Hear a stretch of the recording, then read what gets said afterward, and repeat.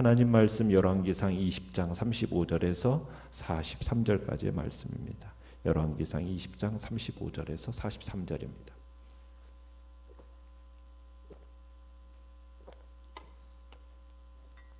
열왕기상 20장 35절에서 43절 한 목소리로 같이 읽습니다. 시작. 선지자의 무리 중 한 사람이 여호와의 말씀을 그의 친구에게 이르되 너는 나를 치라 하였더니 그 사람이 치기를 싫어하는지라. 그가 그 사람에게 이르되 내가 여호와의 말씀을 듣지 아니하였으니 내가 나를 떠나갈 때 사자가 너를 죽이리라. 그 사람이 그의 곁을 떠나가더니 사자가 그를 만나 죽였더라. 그가 또 다른 사람을 만나 이르되 너는 나를 치라 하매 그 사람이 그를 치되 상하도록 친지라. 선지자가 가서 수건으로 자기의 눈을 가리어 변장하고 길가에서 왕을 기다리다가 왕이 지나갈 때에 그가 소리질러 왕을 불러 이르되 종이 전장 가운데 나갔더니 한 사람이 돌이켜 어떤 사람을 끌고 내게로 와서 말하기를 이 사람을 지키라. 만일 그를 잃어버리면 내 생명으로 그의 생명을 대신하거나 그렇지 아니하면 내가 은 1달란트를 내어야 하리라 하였거늘 종이 이리저리 일을 볼 동안에 그가 없어졌나이다. 이스라엘 왕이 그에게 이르되 내가 스스로 결정하였으니 그대로 당하여야 하리라. 그가 급히 자기의 눈을 가린 수건을 벗으니 이스라엘 왕이 그는 선지자 중에 한 사람인 줄을 알아본지라.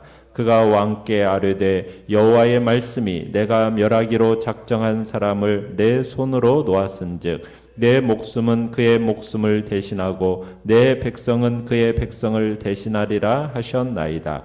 이스라엘 왕이 근심하고 답답하여 그의 왕궁으로 돌아가려고 사마리아에 이르니라. 아멘.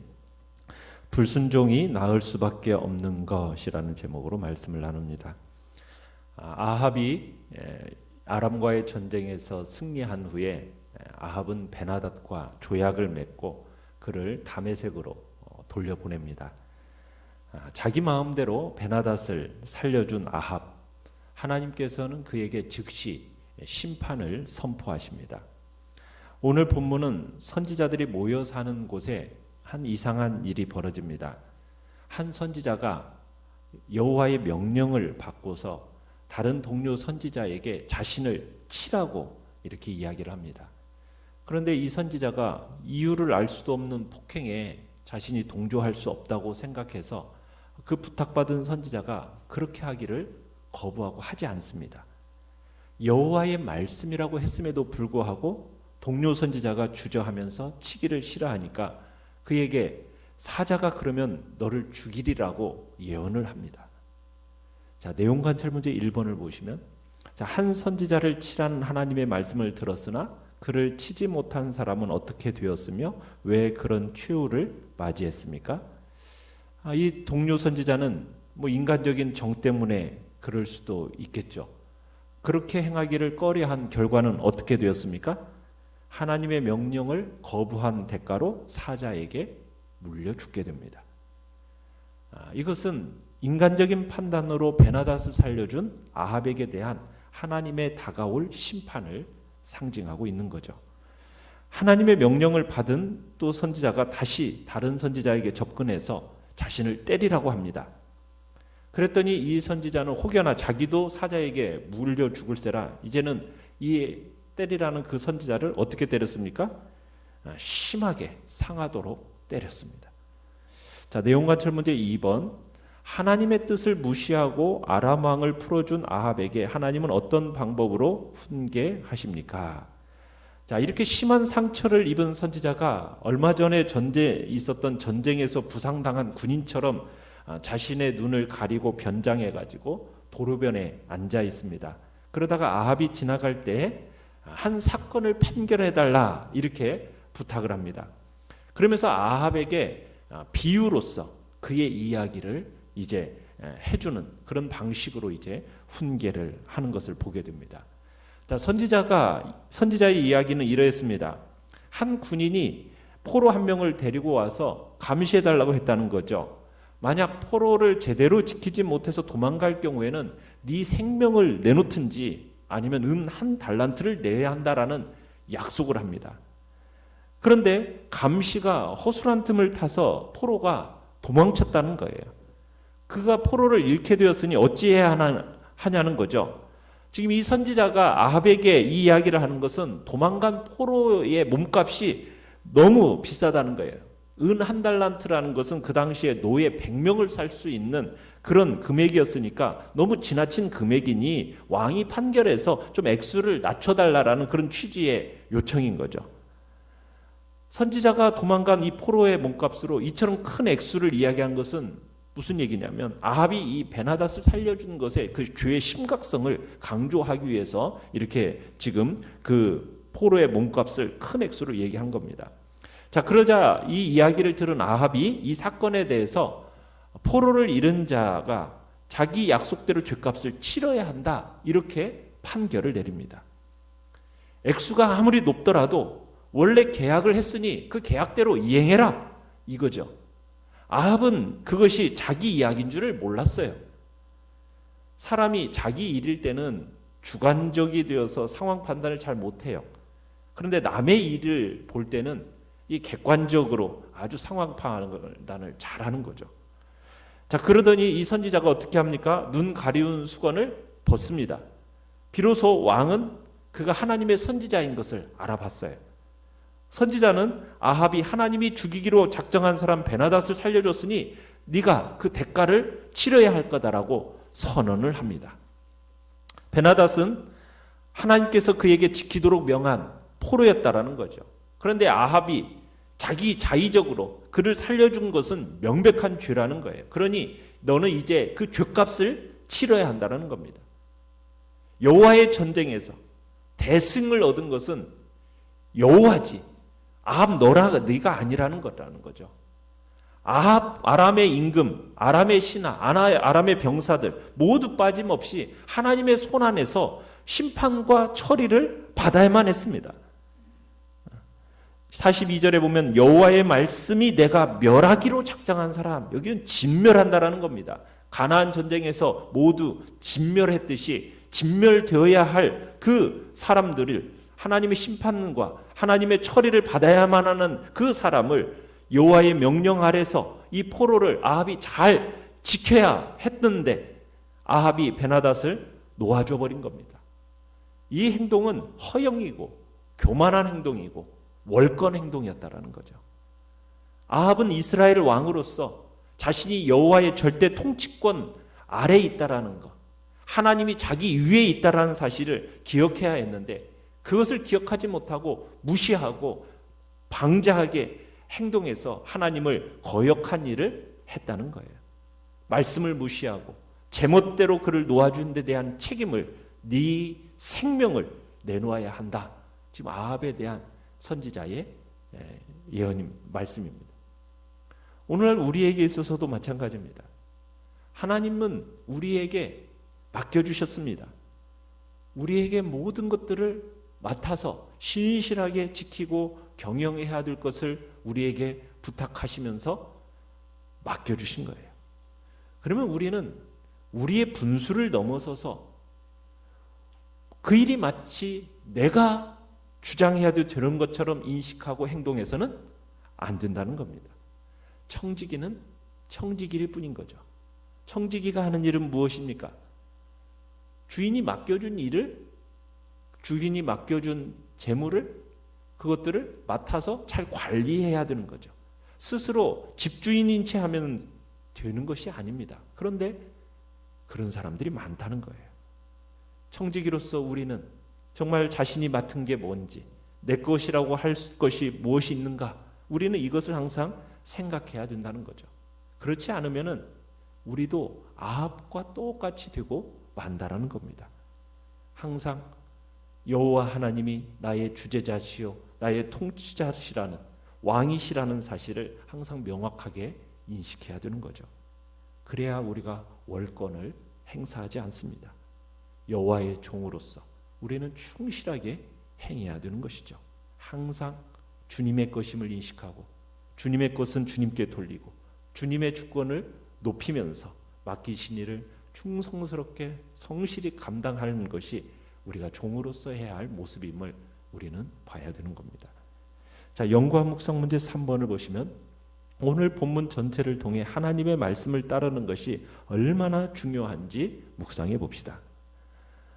제일 처음 선지자는 인간적인 동정, 배려, 이것보다도 하나님 말씀에 순종하는 것이 더 중요하다는 사실을 우리에게 알려줍니다. 여기서는 지금 하나님 말씀에 순종하는 것, 이것이 정말 어떤 인간적인 정으로 그것을 넘어설 수 없다는 거예요. 또한 하나님의 말씀은 1.1획 남김없이 모든 천지 만물 가운데서 공평하게 적용됩니다. 거기는 어린아이나 어른의 구별이 없습니다. 가난한 자나 부한 자의 구별이 없습니다. 권력자라고 해서 예외가 될 수 없습니다. 무력한 자라고 해서 부당한 대우를 받는 게 아니에요. 하나님의 말씀은 동일하게 적용이 됩니다. 하나님의 말씀에 분명한 심판의 말씀이 나오면 그 심판대로 이루어지는 거예요. 한 번 정해진 법은, 그 하나님의 법은 누구도 예외가 될 수 없다라는 이야기를 하고 있습니다. 그런데도 안타깝게도 사람들은 이 사실을 인정하려고 하지 않습니다. 수많은 증거를 보고 있음에도 불구하고 자신은 예외가 될 것처럼 생각하는 것이 마치 우리 인간들의 모습이라는 거죠. 하나님이 분명하게 심판하시는 모습을 보면서도 우리는 그것에 대해서 마치 나는 아닌 것처럼, 나는 예외가 될 수 있는 것처럼 착각하며 살아갈 수 있다는 겁니다. 역사 가운데 수많은 사람들, 민족들, 많은 나라들이 이런 어리석은 생각에서 끝내 벗어나지 못하고 멸망당하는 케이스들을 우리는 많이 봅니다. 우리는 절대로 이런 어리석은 전철을 밟지 말아야 합니다. 어떤 법률도 자기는 왕이니까 자신에게만큼은 적용되지 않을 것처럼 생각하고 행동하였던 이 어리석은 아합, 우리는 그 어리석은 아합을 닮아서는 안 됩니다. 하나님의 법은 모든 사람에게 공평하게 적용되어집니다. 나라고 예외 아닙니다. 그렇기 때문에 하나님의 말씀은 순종하는 것만이 살을 길입니다. 삶의 길은 순종밖에 없다라는 사실을 우리는 기억해야 되는 거죠. 자, 느낀 점 4번을 보시면 죄를 지은 내가 죽어야 하는데 하나님은 아들 예수 그리스도의 목숨으로 내 목숨을 대신하게 하셨습니다. 이것을 생각할 때 무엇을 느낍니까? 우리는 죄인을 위한 예수님의 대속 사건, 이 사건 속에서 우리는 하나님의 사랑을 입증해 주는 확실함과 진실함을 그 속에서 느끼게 됩니다. 사랑이라는 것은 아름답고 진실한 것이죠. 그렇지만 한편으로는 막연하게 느껴지기도 하는 것이 또한 사랑입니다. 그런데 하나님의 사랑이라는 것은 막연하거나 추상적인 게 아니에요. 하나님의 사랑은 적극적인 행위였습니다. 구체적인 행위로 나타나는 것을 보게 되는 겁니다. 눈으로 볼 수 있도록, 우리로 하여금 느낄 수 있도록 확연하게 드러난 것이 하나님의 사랑입니다. 그 어떤 사람도 죄인을 위해서 목숨을 버리지는 않아요. 그 죄인을 향해서 비난을 하지, 우리는 죄인을 위한 목숨 버리는 일은 우리의 모습 속에는 없습니다. 오직 예수 그리스도께서만이 우리의 죄를 위해서, 죄인을 위해서 죽으셨던 거죠. 그 예수 그리스도의 십자가의 대속의 사건을 우리는 바라보면서 나를 향한, 우리를 향한 그 하나님의 사랑이 어떻게 결정적으로 나타났는가, 그 증거를 우리는 그 십자가를 바라보면서 생각해야 되는 겁니다. 하나님의 사랑에 대한 그 결정적인 증거를 우리는 가지고 있는 거죠. 그 사랑의 증거 앞에서 우리는 항상 우리의 가슴에 절있는 그 하나님의 사랑을 느껴야 되는 것이고, 이 사랑 가운데서 이 사랑을 느끼면서 날마다 기쁨과 감사 속에서 신앙생활해야 되는 것이 우리의 모습이 됨을 주님은 우리에게 보여주고 계시는 겁니다. 자, 아합 왕은 43절에 보면 무서운 심판의 말씀을 들었어요. 그런데 어떻게 반응하고 있습니까? 근심하고 답답하여 했다. 이렇게 하고 끝납니다. 근심하고 답답해하고, 그리고 아마 분노했겠죠. 죄를 깨닫고 회개하지는 않습니다. 하나님께서 죄를 지적해 주시는 이유는 뭐예요? 그렇죠. 정죄해서 멸망시키려는 데 목적이 있는 게 아닙니다. 죄를 깨닫고 회개케 하는데 목적이 있는 거예요. 멸망에서부터 구원을 하기 위한 질책인 거죠. 하나님에 대해 무지한 이 아합은 이 사실을 몰랐어요. 근심만 하고 그냥 답답해만 하고 회개하지 않습니다. 결국에는 멸망으로 간 거죠. 회개해야 할 때 근심만 하는 사람은 우리가 되어서는 안 됩니다. 우리는 철저한 주님 앞에서 회개함으로 나아가는 것이 우리가 삶을 얻을 수 있는 길임을 주님은 말씀해 주고 계시는 겁니다. 결단과 적용 5번을 보시면 순종에서 떠나면 파멸할 수밖에 없다는 것을 압니까? 경고의 메시지를 듣고 마음이 불편하다면 근심하고 있지만 말고 회개의 자리로 나아갑시다.